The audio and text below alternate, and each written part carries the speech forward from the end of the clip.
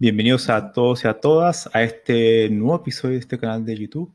En esta ocasión me gustaría hablar sobre la filosofía de la computación, que es un tema muy apasionante. Y antes de comenzar me gustaría primero decir cómo surgió el tema. Y es que yo, como cada día, en mi rutina diaria, bueno, salgo del puerto y me voy a navegar por los mares de YouTube. Y entre tantos, en medio de esa travesía, me topé con un video de filosofía de la computación. Quedé impactado, quedé muy impactado negativamente, por supuesto, y decidí hacer este video porque lo mejor que puedo decir es que estaban equivocados. Más no puedo decir porque si dijera lo que realmente pienso, me bloquearía en mi canal. Y bueno, tampoco perdería mucho porque tengo 7 videos, pero bueno, para qué lo van a borrar? ¿No? Entonces aquí estamos. Lo primero que tengo que decir cuando digo filosofía de la computación es que trato de escapar un poco del dilema si es una ciencia, si es una ingeniería o si es otra cuestión. Entonces, por eso digo, utilizo la palabra computación y no ciencia de la computación ni ingeniería informática, por ejemplo. Que informática también lo omito, porque para mí informática es algo más amplio porque incorpora a las personas en el proceso de manejar la información. Entonces, para mí, si definimos computación, es simplemente el área que estudia los procesos computables a través de algún aparato artificial, por ejemplo, nuestro ordenador, nuestro computador. Así que eso sería, por ejemplo, computación. Por tanto, me voy a salir un poco, me voy a escapar del dilema si es una ciencia o una ingeniería, porque para mí es un poco de todo eso. Entonces voy a ocupar simplemente filosofía de la computación.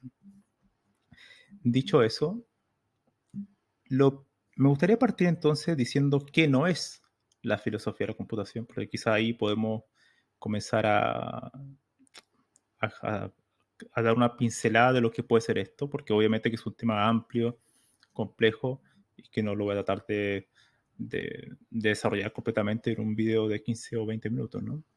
Que esto simplemente va a ser una pequeña síntesis.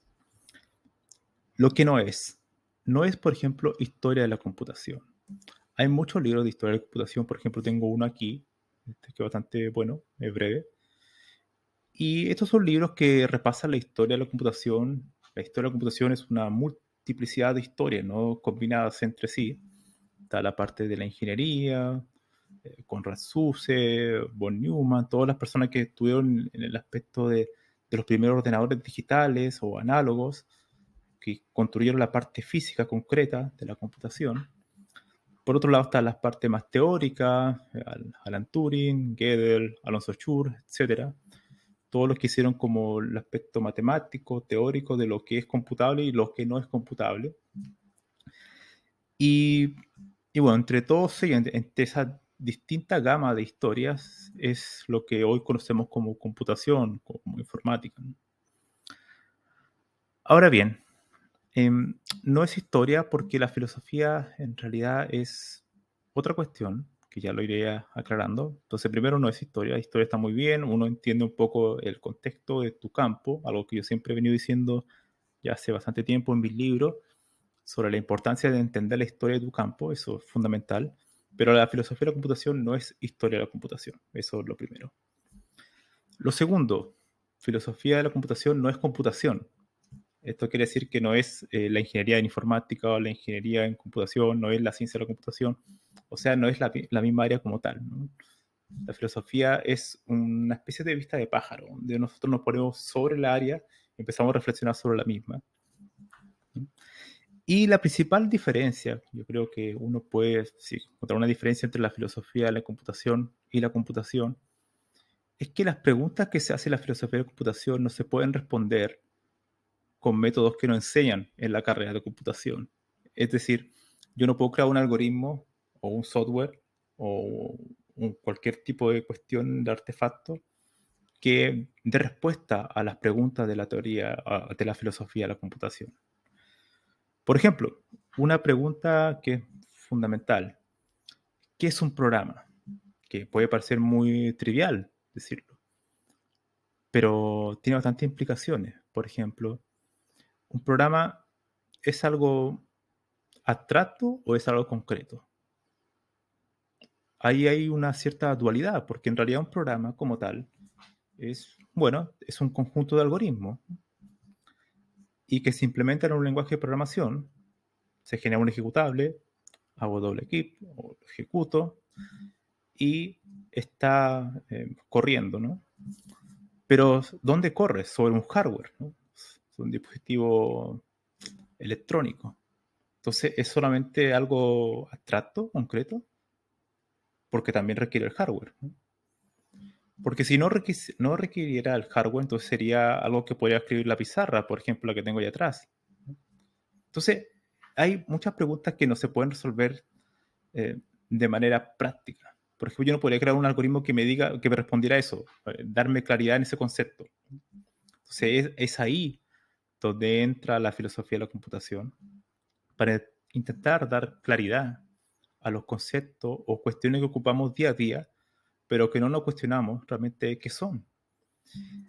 Entonces, una buena filosofía de la computación sería la que brinda un apoyo, es decir, está informada de los avances de la informática de su tiempo y que le permite al programador, al ingeniero de software, al arquitecto de software, etcétera, entender su campo, saber eh, con mucha claridad los términos que ocupa día a día y evitar la vaguedad, la ambigüedad, la subjetividad. Ahora bien, un ejemplo, por ejemplo, de artículos que son profundamente filosóficos en la computación y que han creado un enorme impacto a lo largo de los años, de las décadas, es, por ejemplo, el artículo de Alan Turing, que se llama ¿Puede pensar una máquina?, de 1947. Y en ese artículo, extraordinario artículo, habla sobre presenta el juego de la imitación, el test de Turing, ¿no? El test de Turing, básicamente para intentar, eh, la idea es poder comprobar si un programa, un software, puede engañar a un ser humano y por tanto, con eso, si es que lo llega a engañar, decir que es inteligente, ¿no? Ese paper que es filosófico tuvo una enorme implicancia y hasta el día de hoy se cita, sobre todo en las áreas de la filosofía, de la mente, de la misma de computación, pero también tuvo un enorme impacto en el trabajo de la inteligencia artificial, del aspecto técnico, de las redes neuronales, todo ese tipo de cuestiones. Todos los algoritmos de machine learning, de aprendizaje, están totalmente influenciados en parte por las ideas de Turing, de lo que se puede hacer. O sea, el sueño de la inteligencia artificial es también el sueño de Turing y fue expresado en ese paper. Entonces, ese fue un paper que tuvo un enorme impacto y que demuestra de manera tangible que un documento, o sea, de filosofía de la computación puede generar un impacto en la parte aplicada, ¿no? Ese sería como el mejor caso de lo que es, para lo que es útil la filosofía de la computación. Otra cuestión interesante de la filosofía de la computación es que, como dije anteriormente, la idea es tratar de darle claridad a los conceptos que ocupamos día a día, ¿no? Hay un concepto muy interesante que todo día lo ocupamos prácticamente, que es el de algoritmo. Y si uno busca una definición de algoritmo, uno se va a encontrar que lo primero que uno encuentra es que es un conjunto de pasos ordenados que sirven para resolver un problema. Ok, pero uno podría encontrar rápidamente un contraejemplo a esa definición de decir, bueno, ¿y qué pasa con los algoritmos distribuidos? Los algoritmos distribuidos no tienen un orden como tal y tampoco es un conjunto de pasos específicamente ordenados. Es una cuestión mucho más sofisticada. Por ejemplo, otro ejemplo puede ser los algoritmos aleatorios, donde hay un componente azaroso dentro del algoritmo. Entonces no es tan determinista como tal. Entonces hay en alguna parte unos conjuntos de pasos que pueden saltar de un lugar a otro sin un motivo aparente, ¿no? Sino que funciona como una especie de heurística. Entonces, esa definición de algoritmo es profundamente compleja de definir. Y la idea de la persona que se dedica a la filosofía de la computación es dar claridad a eso. Ahora, el filósofo de la computación como tal tiene que ser una persona que, bueno, como dije anteriormente, que puede hacer metapreguntas. Es como una meta computación. hace preguntas que no se pueden resolver con artefactos técnicos. Eso es como lo fundamental. Cuando no podemos responder preguntas con aparatos, artefactos técnicos, entonces estamos en el terreno de la filosofía. Ahora, desde mi punto de vista, hay dos formas de hacer filosofía de la computación.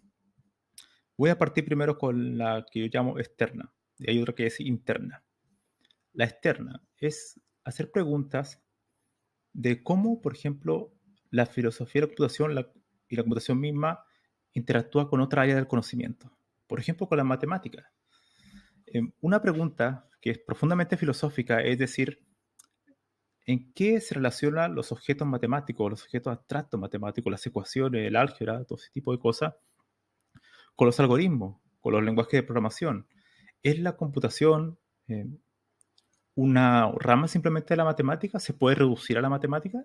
Bueno, eso es una pregunta profundamente filosófica y es una pregunta que cae en el territorio de lo externo, de la categoría externa, porque estoy saltando a otra área del conocimiento. También puedo decir cómo se relaciona la computación con la tecnología, con la filosofía de la tecnología. ¿En qué se diferencian los artefactos computacionales del artefacto eh, tecnológico que hemos tenido los seres humanos desde hace siglos, ¿no? O sea, cuando teníamos un martillo ya es un artefacto eso, ¿no? Que nos sirve para resolver algún tipo de problema, ¿no? Entonces, ¿en qué se diferencia ese tipo de artefacto como el software, que es totalmente abstracto, no es concreto como tal? Entonces, ese tipo de cuestiones que pueden parecer en alguna cierta medida eh, fácil de definir, cuando uno entra al detalle se da cuenta que es sumamente complejo. También cómo se relaciona la informática, la computación con la biología, cómo se relaciona con la ciencia, con la física, por todo el tema de la computación cuántica, cuáles son las implicaciones. Una pregunta muy interesante, filosófica, puede ser, ¿cuáles son los aspectos o cómo se puede relacionar la teoría de la computación clásica con la computación cuántica? ¿Hay alguna relación? ¿Hay algún punto en común? ¿Qué podemos aprender de los avances de la computación cuántica que nos ayuden en la computación clásica o viceversa? Esa pregunta no se puede resolver creando un algoritmo, por ejemplo, o una metodología como tal, sino que más bien hay que construir a una especie de teoría quizá filosófica que permita dar respuesta a eso. Y la forma de hacer filosofía, de hecho hay teorías filosóficas que presentan sistemas. De hecho, algunas filosofías ocupan aparatos formales como teoría de los conjuntos, lógica de primer orden, por ejemplo.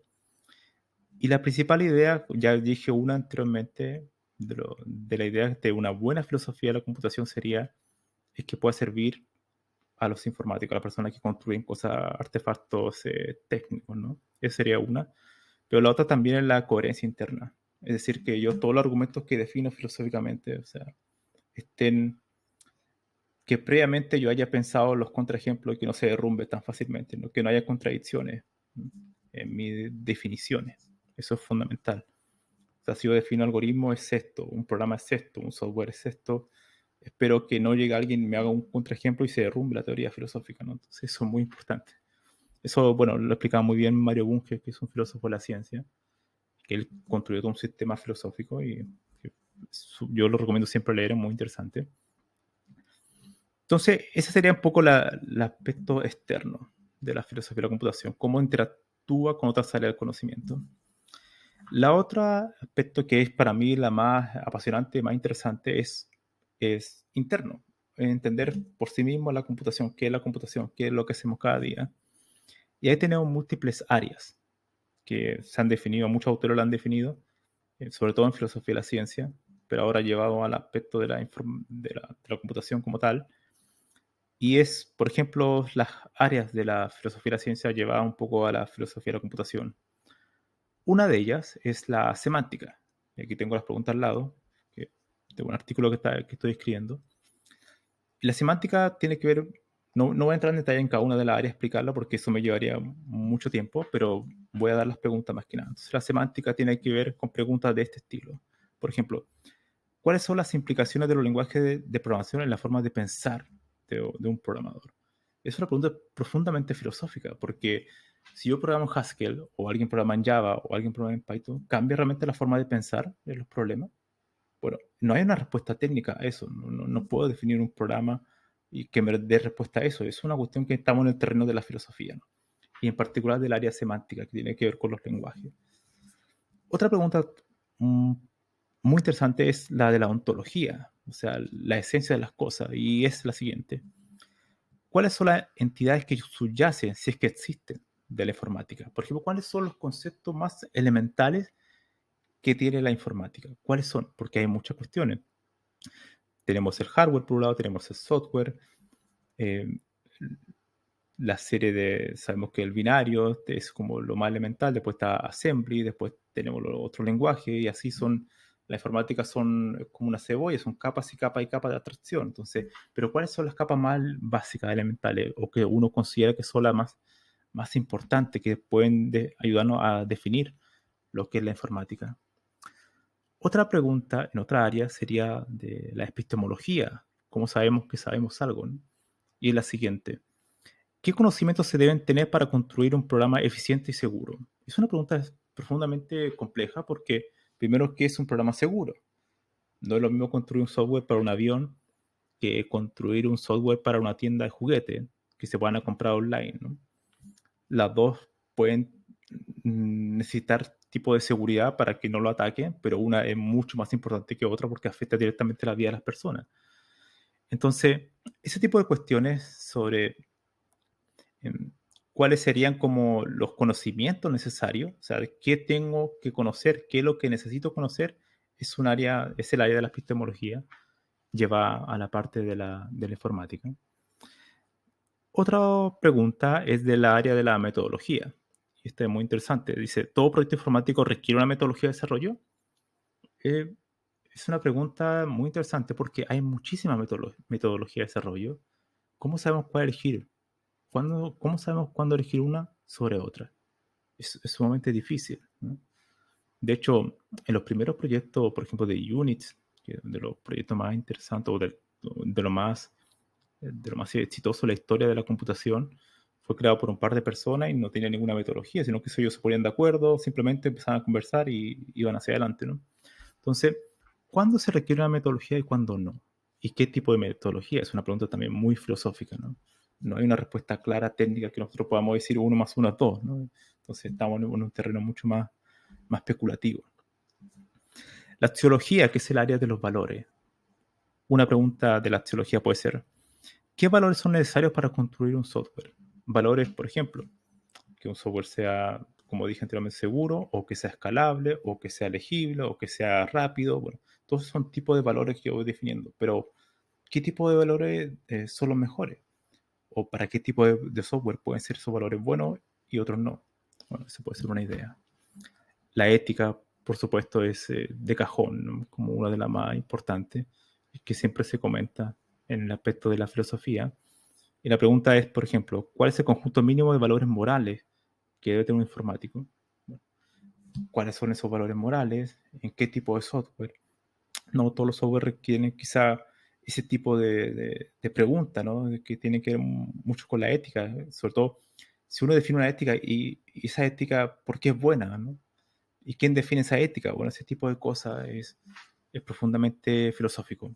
Mucha gente, por ejemplo, programadores van por la vida, sobre todo en el tema del área de la seguridad informática, construye software que hacen daño a la gente, bueno, eso rompe las éticas, ¿no? Entonces, ¿cómo definir una buena ética? ¿Y qué la define? ¿Cómo se regula ese tipo de cosas? ¿Cómo llegar a un consenso?